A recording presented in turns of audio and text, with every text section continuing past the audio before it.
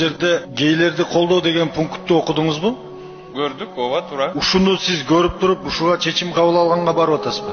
Кеп мен колдоймунбу, колдобоймун да эмес. Бул медициналык маселе. Сиз өзүңүздүн жеке оюңузду айтсаңыз, эркек катары, кыргыз катары, мусулман катары, кыргыздын бийлигинин башында турган адам катары вице-премьер болуп. Мынол программаны колдойсузбу, колдобойсузбу? Кыргыз эли баары көрүп турат. Мындай жиркеничтүү нерсени жогорку кеңеште талкуулаган, ушака чейин алып чыккан, ушулга жооптуулардын баарын жоопко тартыш керек.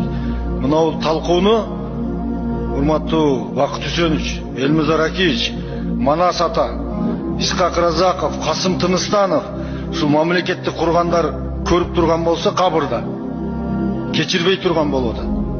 29 миллион доллар эмес, 29 миллиард доллар болсо дагы эркек менен эркекти үйлөндүрсө мына отургандар бир тыйынга тетебейт. Кыргыз улутун курута турган, кыргыз улутунун намысын дебелей турган программаны киргизип атасың. Ачка калсак дагы ушуну албай койсок болот.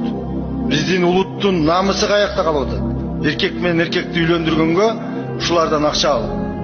Ушунун үстүндө отурган тиешелүү министр, премьер-министр буят мына. Урматтуу фракциянын лидерлери, мынауга жол берген вице-премьерди баш кылып туруп, президентке фракциянын чечим чыгарып бериш керек.